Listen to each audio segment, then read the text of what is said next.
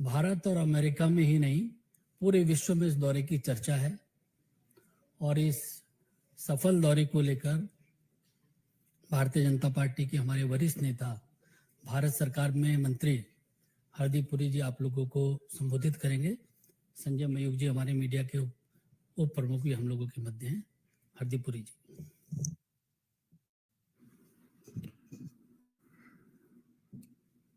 अनिल जी बहुत बहुत धन्यवाद। संजय जी, भारतीय जनता पार्टी का एक कार्यकर्ता अपनी एनालिसिस इस लैंडमार्क विजिट की आपके साथ शेयर करना चाहता है। देखिए, मैं कॉन्फिडेंस से कह सकता हूं कि जो मेरा फॉरेन पॉलिसी और इंटरनेशनल रिलेशंस में पर्सनल एक्सपीरियंस है। 39 इयर्स मैं फॉरेन सर्विस में रहा, 14 साल मैं एम्बेसडर रहा, उसके बाद 6 साल मैं रिटायरमेंट के बाद संयुक्त राष्ट्र के साथ संबंधित कार्यों में जुड़ा रहा। मेरी प्रोफेशनल एक्सपीरियंस में अगर मैं पूरा इतिहास देखूं, जब से मैंने होश संभाली है एज अ प्रोफेशनल 1974-75 से लेके, इससे सिग्निफिकेंट लैंडमार्क विजिट कम ही होंगे और इतने सिग्निफिकेंट भी होंगे। इससे ज्यादा तो बहुत मुझे जब आप इंटरनेशनल रिलेशंस की हिस्ट्री लिखते हैं तो कहते हैं किसी एक सेक्रेटरी ऑफ स्टेट किसी देश में गया, वो देश बंद था, उसकी ओपनिंग हो गई। मैं बता रहा हूं जैसे किसिंजर विजिट टू चाइना, उसका क्या रिजल्ट हुआ। भाई जरा फोन अपनी जरा बंद कर लें। मैं ये क्यों कह रहा हूं, कुछ तो इसमें एस्पेक्ट्स हैं जो सेल्फ एविडेंट है। हमने अपने टीवी स्क्रीन्स पे देखे जो न्यूयॉर्क में और वॉशिंगटन डीसी में माननीय प्रधानमंत्री जी की जो रिसेप्शन हुई, जो उनसे जो मिले thought leaders, business leaders, bipartisan US Congress senators, जब माननीय प्रधानमंत्री जी ने joint session of the Congress को एड्रेस किया तो प्रिजाइडिंग ऑफिसर, हाउस स्पीकर से लेके सबने लाइन अप करके और माननीय प्रधानमंत्री जी का ऑटोग्राफ रिक्वेस्ट की। Now that is both a testament to his stature as a global leader, world leader, but it is more than that. पहले तो मैं कुछ बेसिक फैक्ट्स आपको अपने साथ शेयर कर लूं। मैं बहुत वर्ष पहले विदेश मंत्रालय में संयुक्त सचिव था, अमेरिका डेस्क पे भी, और मैंने जो रिलेशनशिप में बदलाव आया है, जो ट्रांसफॉर्मेशन हुई है, वो मैंने फर्स्ट हैंड देखी है। और 2016 में भी माननीय प्रधानमंत्री जी गए थे, उन्होंने तब भी जॉइंट सेशन एड्रेस की थी। पर मैं समझता हूं कि दुनिया में शायद 3 का मुझे पता है लीडर्स हैं who have been invited to address the joint session of the Congress on 2 occasions. अगर आप पूरा हिस्ट्री देखें तो नेल्सन मंडेला और विंस्टन चर्चिल, और विंस्टन चर्चिल तो वो वॉर टाइम प्राइम मिनिस्टर थे, और उसके बाद और नेल्सन मंडेला जो एंटी अपार्थाइड स्ट्रगल था वो था। उसके बाद किसी देश का कोई बड़ा स्पेशल रिलेशनशिप हो यूएस के साथ, कुछ वो जैसे इजराइल का, वो मैं समझता हूं, पर उनकी it's very much part of the domestic scene also. So he was given the red carpet treatment.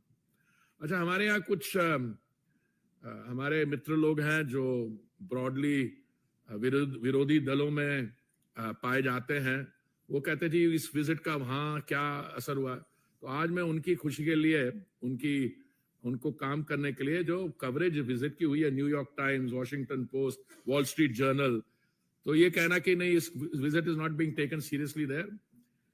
देखिए, एक तो विजिट की ऑप्टिक्स है। और मैं कह रहा हूं कि अगर कोई वो जो सम अप होता है ना, दिस इज द मोमेंट, अगर कोई बायलैटरल विजिट एक क्रिटिकल डेफिनेशन पे नया डॉन प्रोड्यूस करती है, दिस वाज दैट विजिट। और जब राष्ट्रपति बाइडेन ने माननीय प्रधानमंत्री जी को एक लाल रंग की टी शर्ट प्रेजेंट की, AI is the future. Now AI is artificial intelligence. वहां लिखा AI is the future, America, India is the future.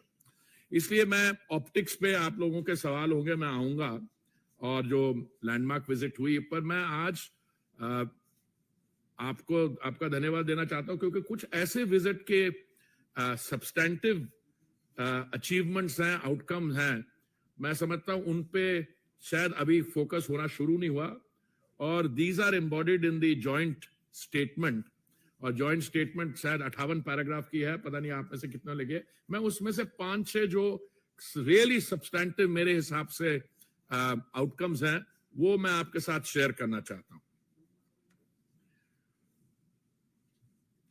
Inauguration of ISET, Initiative on Critical and Emerging Technologies, जो हुई है January 23 as a major milestone in US-India relations.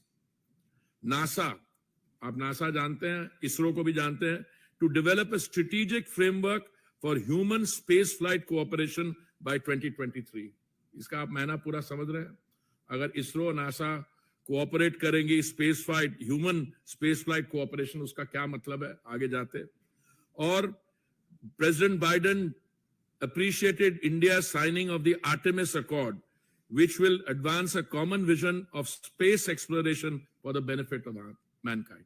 देखिए, पहले हम technology की बात करते थे, हम डिफेंस की बात करते थे, अब ये जो कटिंग एज कोऑपरेशन है स्पेस सेक्टर में, strategic signing of an MOU on semiconductor supply chain and innovation, Micron Technology to invest up to 825 million to build a new semiconductor assembly and test facility in India.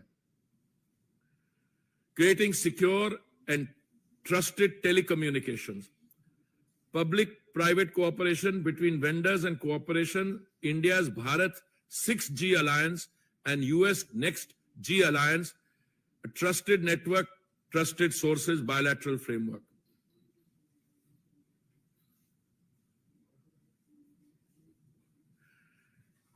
Indo-US quantum coordination mechanism. अभी हाल में आपने देखा था जो cabinet के decision हुए हैं हमारे यहाँ, और launch of a $2 million grant program under the US-India Science and Technology Endowment Fund for the joint development and commercialization of artificial intelligence and quantum technologies. 35 innovative joint research collaboration in emerging technologies. US supports India's leadership as chair of the Global Partnership on Artificial Intelligence, applauded Google's intent to continue investing through its $10 billion India Digitization Fund. $140 million in-kind contribution from the Indian Department of Atomic Energy to the US Department of Energy's Fermi National Laboratory. अब आइए आप defence partnership पे, Defense Industrial Cooperation Roadmap, concluding a security supply arrangement and initiate discussions about reciprocal defense procurement agreement. और जो एक मैं समझता हूं बहुत ही महत्वपूर्ण इसमें MOU साइन हुआ है जनरल इलेक्ट्रिक और हिंदुस्तान एरोनॉटिक्स के बीच, जिसमें GE के F414 जेट इंजन्स का भारत में manufacture for the light combat aircraft Mark II, और आप जॉइंट स्टेटमेंट में पढ़े वहां पे it is to enable tech transfer as well. India's emergence as a hub for maintenance and repair for forward deployed US Navy assets. Launch of US-India Defense Acceleration Ecosystem, or India plans to procure General Atomics MQ-9B HALE UAVs. अब आइए clean energy पे, US-India Climate and Clean Energy Agenda 2030 Partnership and Strategic Clean Energy Partnership, India's decision to co-lead the multilateral hydrogen breakthrough agenda, decarbonizing the transport sector, और मेरे मंत्रालय से एक जुड़ी हुई है ग्लोबल बायोफ्यूल्स अलायंस जो हम अपनी G20 की अध्यक्षता में फ्लोट कर रहे हैं जुलाई में, इसमें यूएस और इंडिया लीड ले रहे हैं। अच्छा, एक और अभी आप सब सुनते हैं कि ग्रीन एनर्जी की हम बात करते हैं, अगली जनरेशन की सारी ऑटोमोबाइल्स की रोल आउट इलेक्ट्रिक व्हीकल्स की है, तो एक बड़ी important, US welcomes India as the newest partner in the Minerals Security Partnership. Then, nuclear energy and global decarbonization, lifestyle and environment life initiative हमारे प्रधानमंत्री का। तो मैंने कुछ इसलिए हाईलाइट की है बिकॉज मैं आपसे ये शेयर करना चाहता हूं, एक विजिट होती है वो अपने आप में लैंडमार्क विजिट है, उसकी सिग्निफिकेंस, उसकी मैसेजिंग जो है बिल्कुल क्लियर है। अब मुझसे किसी ने पूछा इसके हमारे बगल वाले देशों पे क्या असर होगा, तो मैं आपको उसके बारे में बताना चाहता हूं। United State and India stand together to counter global terrorism and unequivocally condemn terrorism and violent extremism in all its forms and manifestation. ये तो स्टेटमेंट है, जो भी देश आतंकवाद के खिलाफ होते हैं ये जनरल फैसले, पर ये आप सुनिए, they strongly condemned cross-border terrorism, the use of terrorist proxies, and called on Pakistan to take immediate action to ensure that no territory under its control is used for terrorist attacks. देखिए, this line itself, because हमारे यहाँ बड़ी कुछ हमारे past experience भी रहा है कि जो हमारा बगल वाला देश है उनके जो एक्टिविटीज रही हैं, हम अक्सर उनको we describe them as the epicenter of terrorism, and for good reason. But for a joint statement with such categorical language, ये मैं आपकी attention draw कर रहा हूं। Strong support for a peaceful, secure and stable Afghanistan, long-term strategic partnership between the I2U2, that is India, Israel, United Arab Emirates and United States. Commitment to an open, secure, inclusive, safe, interoperable and reliable internet. These were some of the landmark decisions taken. In decisions, in agreements को prepare करने के लिए बहुत मेहनत हुई है। The concerned ministries led by the Ministry of External Affairs पे काम किया, इनकी implementation पे equally बहुत काम होगा, और उससे ये visit marks the culmination of that preparatory process, upgradation of the relationship, और उसके बाद where is this relationship going? अब मैंने जो भी कमेंट्रीज पढ़ी हैं, सिर्फ हमारे यहाँ नहीं, हमारे जो 7 लोग जिनकी थिंकिंग हमारे जैसी है, पर मैंने बाहर के जो कमेंटेटर्स हैं, थिंक टैंक्स हैं, उन्होंने कहा कि the India-US bilateral relationship will be a defining relationship for the 21st century. इसका इम्पैक्ट सब रीजनली और ग्लोबल जियोपॉलिटिक्स में होगा, और ये रिलेशनशिप जैसे प्रधानमंत्री जी बता रहे थे, देखिए हम टेक्नोलॉजी पे इन्वेस्ट करते हैं, उस टेक्नोलॉजी पे जो उसका जो आउटकम होगा उसके लिए markets, 2 large markets, United states today is what, a $23-24 trillion economy. जब माननीय प्रधानमंत्री जी पिछली बार वहां गए थे तो हम दुनिया भर में, विश्व भर में 6ठे स्थान पे थे अर्थव्यवस्था, 10वें स्थान पे थे, आज हम 5वें स्थान पे है, and we are on the road to becoming the 3rd largest economy. इस समय हमारा बायलैटरल ट्रेड 191 बिलियन है, ये 2014 से डबल हुआ है, और मुझे ये सारे जो एग्रीमेंट्स हो रहे हैं और जो उनके यहां से यहां इन्वेस्टमेंट हो रही है, इंडिया से जो वहां इन्वेस्टमेंट हो रही है, देखिए मैं आपको 1-2 उदाहरण देता हूं। एयर इंडिया की प्राइवेटाइजेशन के बाद हमारे सिविल एविएशन सेक्टर को एक बहुत बड़ा बूस्ट मिला है। एयर इंडिया ने 500 हवाई जहाज, different configurations, wide bodied 320s etcetera order किए। और उसके साथ आप देखिए employment spin off United states में कितना हुआ। एयर इंडिया ने ऑर्डर किए, अभी हाल में एक और प्राइवेट एयरलाइन है इंडिगो ने ऑर्डर किया है। तो दुनिया भर में अगर आप सिचुएशन देखिए, India is not only a bright spot, a fastest growing economy, but the employment opportunity that the Indian growth story is generating, not only for the United States, but for Europe. Airbus is a European conglomerate. All this is happening and contributing to global growth. हमारे बीच में bilaterally trade disagreements रहे हैं. A very welcome feature of this is कि हमारे जो 6 trade dispute ongoing हैं, उनको हमने तय कर लिया कि इनको हम आपस में बायलैटरली रिजॉल्व कर देंगे outside the World Trade Organization processes. मुझे पता नहीं हमारे यहाँ से कितने हमारे विद्यार्थी वहां पढ़ने जाते हैं, पर मुझे लगता है कि हम में सब लोग, हम जो बैठे हुए हैं, हमारे परिवार में से हमारे जानने पहचाने वाले, एक उनको ये समस्या होती थी कि जो H1B वीजा पे गया या स्टूडेंट्स या कोई और काम करने गए हैं वहां पे, उनको अपने वीजा के रिन्यूअल के लिए देश से बाहर जाना पड़ता था। तो अभी एक पायलट प्रोजेक्ट शुरू किया है जिसमें एक एक्सपैंडेड पूल होगा बाद में H1B and L visa holders के लिए।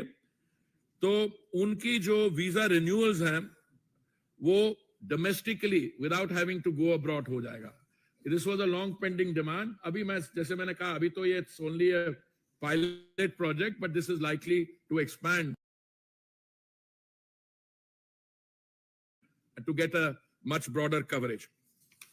देखिए, relations between two countries आजकल के दुनिया में आप देखते हैं कि इन सारी आपको यहां बैठ के आप आईफोन पे कम्युनिकेट कर सकते हैं, पर फिर भी जो गवर्नमेंट्स होती हैं उनको इकोसिस्टम बनाना होता है।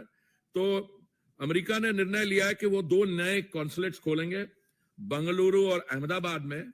और हमने जो निर्णय लिया था पहले सियाटल में कॉन्सुलेट खोलने का, उसको हम ऑपरेशनलाइज करेंगे और दोनों देश तय करेंगे एक और इंडिया कॉन्सुलेट कहां खोलेगा। मेडिकल हेल्थ इशू एरियाज में बहुत ऑल्सो भी डेवलपमेंट्स हुए हैं और हमने उनका धन्यवाद किया। Repatriation of antiquities to India by the United States, interest in working quickly towards a cultural property agreement also. So I'll stop here. I'll be very happy to take questions both on the substantive outcomes and in any related aspect of the visit that you might have an interest in. जी, आप अब identify करिए। Sorry,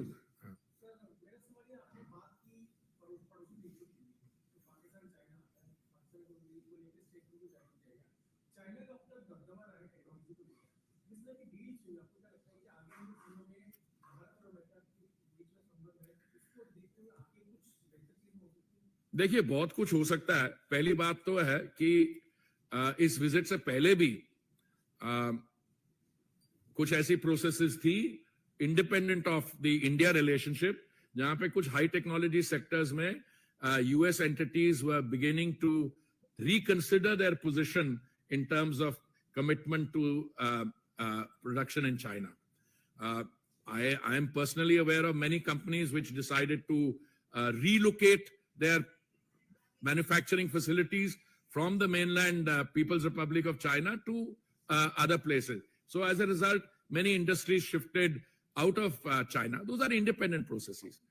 देखिए, India और US quite independent of what happens in China. आप देखिए कि जो हमारा human resource है, आपके लोग जो यूएस टेक इंडस्ट्री में ऑलरेडी काम कर रहे हैं, जो सीईओज हैं। अब मैं आपको बताता हूं, मैं इसमें अपनी लिस्टिंग में नहीं की, गूगल और अमेजॉन दोनों $10 बिलियन और $15 बिलियन की इन्वेस्टमेंट इंडिया में की बात कर रहे हैं। अब वो जो इन्वेस्टमेंट होगी वो इंडिया में सिर्फ इन्वेस्टमेंट नहीं होगी, वो इन्वेस्टमेंट ग्लोबल गुड के लिए होगी और ग्लोबल इकोनॉमी के लिए होगी। अब जैसे एयर इंडिया ऑर्डर प्लेस करता है 500 एयरक्राफ्ट के लिए, बोइंग उसी समय अनाउंस करता है को $100 मिलियन वो इन्वेस्ट करेंगे इंडिया में पायलट्स की ट्रेनिंग के लिए। तो ये सारी चीजें दे प्रोसीड साइमल्टेनियसली। अब जैसे सिस्को है, इट्स अ मेजर कंपनी, जब उनके सीईओ कहते हैं ये हमारे एक्सपेंशन प्लान्स हैं, that expansion plans will not only affect and benefit the Indian economy, they benefit a lot of other processes. So sort of global जो MNCs हैं, देखिए अभी आप देख के चलिए दुनिया भर में अगर you do have a listing of all the major MNCs, the American MNCs are the they get the top listing. Indian companies also. अब जैसे green hydrogen में वहां पे एक बड़ा एक उनका प्रोग्राम है to encourage green hydrogen. हमारी कंपनीज भी इन्वेस्ट कर रही हैं वहां पे जाके, they want to take advantage of that. But if green hydrogen becomes, as is expected to, the fuel of the future, so this will benefit not only India and the United States, it will also benefit the transition from fossil fuel energy to pure green energy. Mohit Bhatt.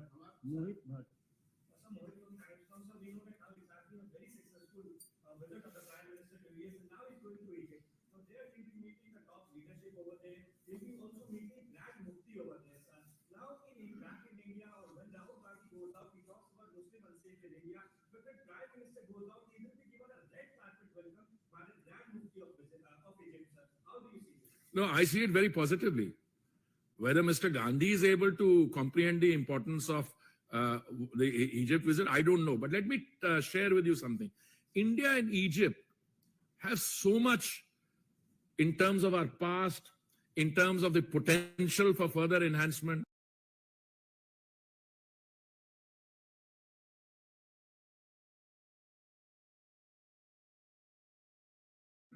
I will just go back as ancient civilizations.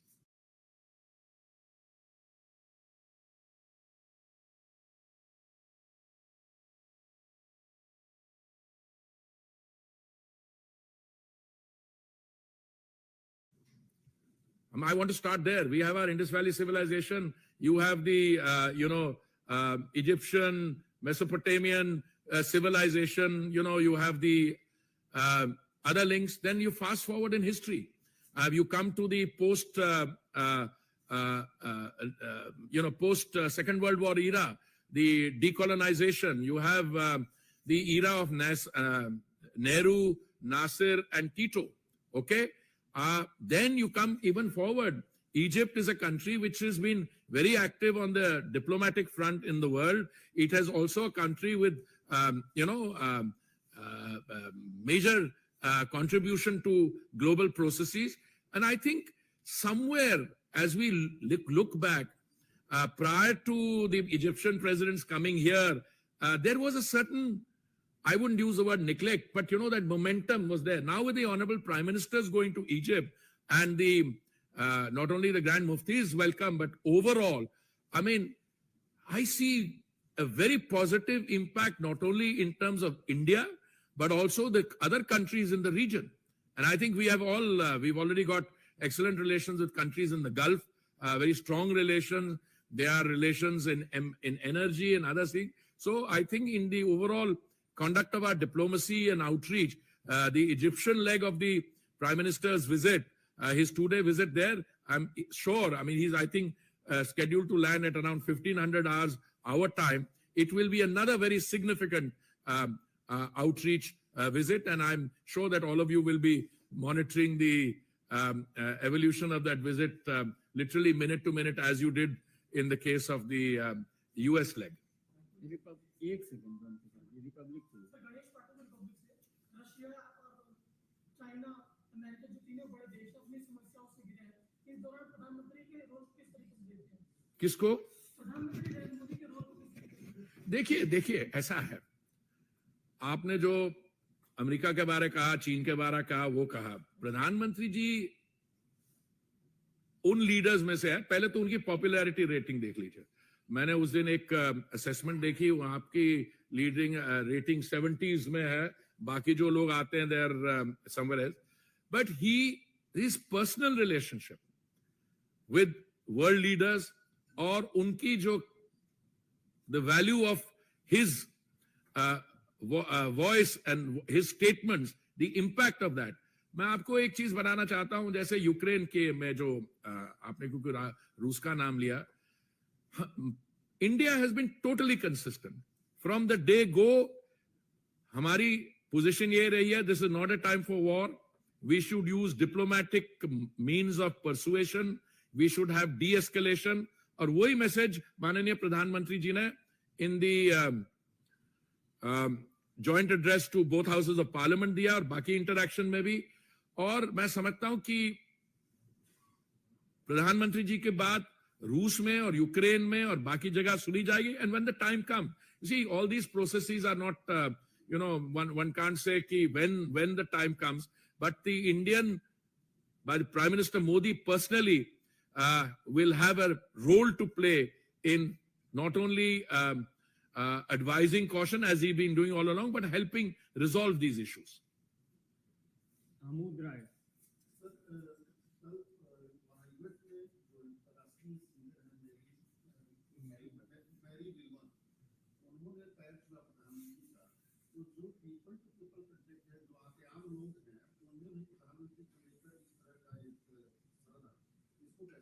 देखिए, मैंने आप शुरू में my opening statement was कि मेरी सारी life में मैं 39 years as a professional civil servant, foreign office diplomat, 14 years as an ambassador, I have never seen anything like this. और मैं आपको I want to break it down. देखिए, हमारे यहाँ पहले भी प्रधानमंत्री रहे हैं जिन्होंने अपने योग किया, in the confines of their room. But एक ऐसे लीडर हैं जो संयुक्त राष्ट्र में एक रेजोल्यूशन लेके जाते हैं. वो रेजोल्यूशन जो है 180 के कितने कंट्रीज को स्पॉन्सर करती हैं. फिर ऑन द संयुक्त राष्ट्र की जनरल असेंबली के लॉन्स में जो योगा हुआ, उसका पीपल टू पीपल इंपैक्ट अब समझ रहे हैं. Is not just India, US, 135 देशों के रिप्रेजेंटेटिव्स ने उस दिन इस कार्यक्रम में भाग लिया और उन्होंने अपनी जो मैसेजेस सब जगह भेजा. मैं ब्राजील में रह चुका हूं, वहां पे मुझे पता है how popular yoga is there. But जो अभी हुआ है, this is what I call people to people. और इससे ज्यादा पावरफुल मैसेज क्या हो सकता है. दूसरा, आपने एक रेजोल्यूशन लाया जनरल असेंबली में कि 2023 should be the year of the millet. और जब माननीय प्रधानमंत्री जी का जो स्टेट डिनर है उसमें एक शाही मिलेट मील उनको सर्व करता है, वो नहीं है कि वहां पे क्या हुआ. जो मैसेज जाता है न्यूयॉर्क की क्यूलिनरी इंडस्ट्री को, और मिशेलिन के स्टार गाइड्स हैं, वो शेफ्स हैं, they will start incorporating it into their this thing. It's only a matter of time that these big chains, I'm not advertising anyone, but McDonald's, you will have a millet burger. It's only a matter of time. दूसरा, मैं आपको एक और चीज बताता हूं. I'll come to Mary Miliband in a minute because that is really, I was so moved with her rendition of the national anthem, Jana Gana Mana. पर उससे पहले जो संयुक्त राष्ट्र के जनरल असेंबली में जो लॉन्स में जो योगा लीड कर रही थी अमेरिकन महिला, उसका powerful message. She was a properly world class yoga instructor. आपने वो जो फर्स्ट लेडी को गिफ्ट दिया 7.5 कैरेट का, how much of thinking has gone into that? 7.5, 75 years of India's independence. Green, not green because उसका texture कोई उसमें green tinge है, बिकॉज वो इको फ्रेंडली है. वो सोलर क्लीन एनर्जी से लैब में डायमंड बनाया गया है. देखिए, उसमें आत्मनिर्भरता is stamped all over it. Yoga again is a very strong expression of the Indian, क्या कहेंगे, सिविलाइजेशनल, हमारा हेल्थ, बॉडी, मेंटल, ये सारे जो हमारा वेलबींग सिस्टम है, yoga represents that. Millet equally, as a time when the world is facing a food crisis, or rice and all are heavily water consuming cereals. But now I come to Mary Miliband. देखिए, I have lived in New York. All right, I was India's ambassador there. मैं वैसे भी उसके बाहर रहा हूं. I know, I'm familiar with Mary Miliband. But when she sang the national anthem, Jana Gana Mana, and so beautifully, and Doordarshan played it here, from being an American star, I think she has become a global star. क्योंकि 140 करोड़ भारतीय लोगों ने सुना, और हमारे यहाँ तो ऐसा हमने इमोशनल लोग हैं. ये नहीं है कि गाना सुना, हमारा राष्ट्रगीत जिस with sheer passion, and then उसके बाद आई और उन्होंने माने प्रधानमंत्री जी के पांव छुए. जो आप कह रहे हैं, मैं तो कहता हूं, this is another aspect, वो जो मैं कभी भूल नहीं सकता. पर देखिए, why do you want to stop here? Why do you want to start and stop here? अभी जब माननीय प्रधानमंत्री जी गए थे जापान G7 के लिए, और G7 में जो आपने सारी पिक्टोरियल मैसेजिंग देखी, आप उतरे. I think he was the first prime minister to go to a South Pacific country. Port Moresby में उतरे, उनके प्रधानमंत्री जी ने उनको रिसीव किया. सिर्फ रिसीव ही नहीं किया, जो उन्होंने जेस्चर दिया उनके पांव छूने का etcetera, but more than that उन्होंने अपनी स्टेटमेंट में क्या कहा. मैं उस स्टेटमेंट में से कोटेशन देता हूं आपको रफ. उन्होंने कहा कि हमें बहुत खुशी है, गर्व है कि आप G20 की अध्यक्षता कर रहे हैं, और आपकी जो सुनवाई है G7 में, इतने आप, your voice is taken, your views are taken and respected in by the G7, और हमें खुशी और गर्व ये है कि आप हमारे में से हो. He is a developing country leader, and the praise and accolades which are coming in the prime minister, it's both the prime minister and what he has done to India, transformed India. In 2016 he went there, it was in 10th position. Today it's in the 5th position, and he said soon, if you remember his statement to the joint session, he said soon we will be the 3rd largest economy. और देखिए, go back 2014 में वही लोग जो आज प्रशंसा कर रहे हैं भारत की अर्थव्यवस्था की, उन्होंने ये टाइटल दिया था फ्रेजाइल इकोनॉमी, फ्रेजाइल 5. फ्रेजाइल 5 का मतलब ये होता है, आप जब ट्रैवल कर रहे हो तो आपके लगेज पे फ्रेजाइल, हैंडल विद केयर, के टूट सकती है, मतलब टूटने वाला सामान है. कहां से निकलते आप वहां से. Now you are going to be the 3rd largest economy. So people to people, substantive economic, technology, space, defense outcomes in every respect. This is a landmark visit, and one that will critically define the bilateral relationship and take it to the next level. Asif ये नहीं.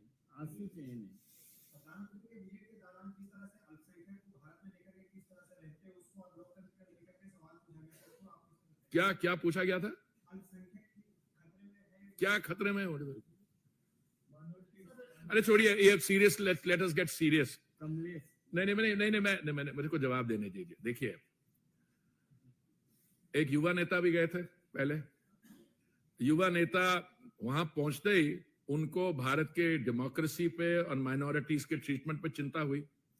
तो democracy के बारे तो मैंने उनको याद करवाया, और आप क्योंकि आप वो विषय ला रहे हैं, ये विषय माननीय प्रधानमंत्री जी किसी ने सवाल पूछने तो उन्होंने अपना वो निकाल के जो कड़ाकेदार जवाब दिया, उसके बाद मुझे लगता है ये सवाल कहीं नहीं पूछा था, पर आपने पूछ लिया, मैं बताता हूं आपको. देखिए, भारत के इतिहास में हमारे यहाँ लोकतंत्र ये 1947 की नहीं है. हमारे यहाँ वैशाली में रिपब्लिक्स हुआ करती थी. तो हम सिर्फ लार्जेस्ट डेमोक्रेसी, ओल्डेस्ट नहीं है, we are the mother of democracy. Point 1. Point 2, हमारे इतिहास में एक ही ओकेजन है जब democracy was sought to be derailed, वो भी नहीं कर पाए. वो था जब माननीय युवा नेता की ग्रैंडमदर ने सिविल लिबर्टीज को कर्टेल किया, और जून 1975 में उन्होंने इमरजेंसी लाए. उसके बाद देखिए क्या हुआ. दूसरा, माइनॉरिटीज की बात है. जब नेताजी 13 साल के थे, उस समय आसाम में नेली में एक मैसेकर हुआ था, 2000 लोगों की कत्लेआम 2000. जब उनकी 14 साल आयु थी तो मेरी कम्युनिटी के 3000 लोग मारे गए थे. तो ऐसे है, हमारे वेस्टेड इंटरेस्ट तो होंगे डोमेस्टिकली, बाहर कोई किसी की बात कर देगा, अच्छा साहब बहुत बढ़िया चल रहा है. पहले का नहीं, कोई देख नहीं रहा. नहीं साहब, वो किसी ने चिट्ठी लिखी है. वो एक महिला है जिन्होंने चिट्ठी लिखी थी. माननीय प्रधानमंत्री जी जब बोल रहे थे, when he was addressing general the joint session, मैंने गिना नहीं, किसी ने बोला 17 बार स्टैंडिंग ओवेशन मिली, 17 बार। और ये महिला जो उनका नाम जोड़ा जाता है, each time she was standing and uploading. वो मेरे को हमारे किसी साथी ने हमें को वो विजुअल्स भेजे हैं, और कोई 75 बार अपलॉज मिली है। तो हम किसकी बात कर रहे हैं? कौन सी माइनॉरिटीज की? मैं माइनॉरिटीज का हूं और मुझे मालूम है। आप क्या बात कर रहे हैं?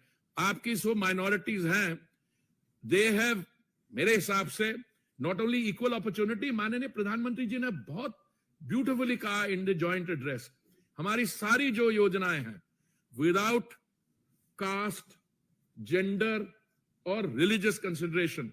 मैं कई ऐसे कार्यक्रमों में मैंने भाग लिया है। एक है आयुष्मान भारत का, एक पर्टिकुलर कार्यक्रम है, 95% जो लाभार्थी थे उस दिन वो एक माइनॉरिटी कम्युनिटी के थे और मेरी कम्युनिटी के नहीं, एक और के। So I think that answers your question. एक second Brahm Prakash ji, Kamlesh ji, Bharat express. Sir, लोगों का कंसर्न है कि रसिया हमारा शेयर वाला ट्रेंड है। इस डील के बाद जहां डिपेंडेंसी 65% तक रसिया पे थी, क्या जी? रसिया पे डिपेंडेंसी थी हमारी, मतलब निर्भरता थी। इस डील के बाद हम लोग कहीं न कहीं अमेरिका की तरफ झुकते जाएंगे और रूस के साथ जो संबंध घटाता है। देखिए, मैं आपको एक चीज बताऊं, ये बिल्कुल आप किसी को इस पर चिंता नहीं करनी चाहिए। इस समय 50% हमारी जो गैस अब इंपोर्ट होती है, हमारी डोमेस्टिक प्रोडक्शन बढ़ती जा रही है हर साल। जहां तक कच्चा तेल जिसकी बात कर रहे हैं, अभी भी हमारी काफी इंपोर्ट डिपेंडेंस है। पहले हम 27 देशों से करते थे, आज हम 39 देशों से करते हैं। हम रूस से भी हमारे इंपोर्ट्स बढ़ गए हैं, इराक से भी बढ़ गए, अमेरिका से बढ़ गए। हम एनर्जी $20 बिलियन की अमेरिका से ले रहे हैं।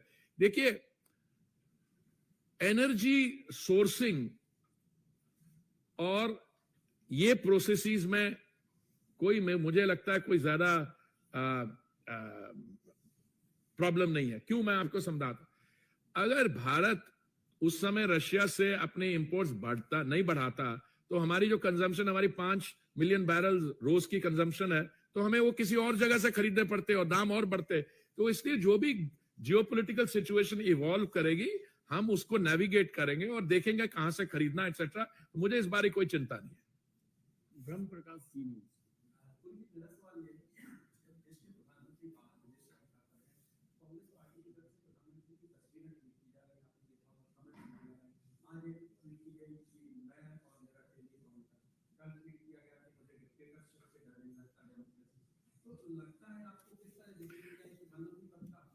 नहीं, प्रधानमंत्री जी का क्या स्टेचर है और उनके पद का, उन्होंने उस पद को वो क्या कहां ले गए हैं। पर आपका क्या मतलब? मैं लाइटर वेन में पूछ रहा हूँ, जिन लोगों की आप बात करेंगे, इनको अपनी फ्रस्ट्रेशन जो है इनकी, इसको नहीं एक्सप्रेस करना चाहिए। मैं तो कहता कही है, थोड़ी सी एंटरटेनमेंट वैल्यू होती है और ये एक लोग आपस में बैठने की भी कोशिश करते हैं।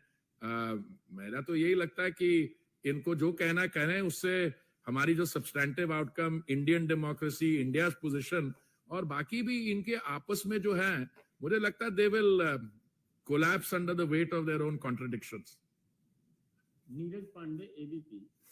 सवाल है कि जब रेड कार्पेट बिछाया जा रहा है अमेरिकन प्रधानमंत्री नरेंद्र मोदी के वीडियो वाई कर रही है, उस समय कांग्रेस उन्हें नीचे दिखाने का कोई मौका नहीं छोड़ती। जो सही बात है, वो मौका ढूंढते हैं, पर मौका क्या ढूंढते हैं? अब जैसे उनकी एक particularly Sriki, if I can use the word, एक आप ही के बिरादरी से उठी हुई हैं, वो अभी उनकी प्रवक्ता बन गई हैं। तो जो भी कहीं कहीं पढ़ लेती हैं कुछ, तो एकदम रिसर्च किए बगैर बोल देती हैं। वो जी इतनी स्ट्रांग स्टेटमेंट दी आपने चीन के खिलाफ, वो जो 1267 कमेटी की वो लिस्टिंग की बात थी, और फिर कहती है पर आपने चीन का नाम नहीं लिया। मैडम, थोड़ा देख तो लो इंटरनल प्रोसेस, ये इंटरनल होता है, आप तो किसी का नाम भी नहीं ले सकते 1267 में। तो हमने जो मैसेज करना था कर दिया और लोगों को समझ भी आ गई, पर ये मैडम जो प्रवक्ता हैं उनको नहीं आई है। तो ये लोग कई चीजें कहेंगे। एक कल मैंने किसी से, मैं उस दिन रात को, ये आपका एक कार्यक्रम था, मैं उसको देख रहा था 3:45 बजे तक। एक कांग्रेस का प्रवक्ता था, जब visit was at its peak, जो जॉइंट सेशन था, उसने कहा था कि नहीं, this is not the time to criticise. उसको भी लगेगा कि इतनी बढ़िया विजिट हुआ, क्रिटिसाइज करोगे तो अपनी निंदा साथ में करवा लोगे। मैं कुछ और कहने वाला था। Anyway, अंतिम प्रश्न है हिमांशु। सर, एक सवाल ये जानना चाहता हूँ कि जिस तरीके से प्रधानमंत्री के बाहर जाते हैं तो बड़े बड़े राष्ट्रध्यक्ष पैर पड़ते हैं, बहुत सम्मान मिलता है, बहुत जबरदस्त तरीके से बताया जा रहा है कि प्रधानमंत्री की जो छवि है पूरी दुनिया भर में बहुत अच्छी हुई है, वर्ल्ड लीडर। लेकिन भारत में ही कुछ लोग जो बोलते हैं प्रधानमंत्री की विजय के बाद में कि प्रधानमंत्री के डीएनए में ही लोकतंत्र नहीं है।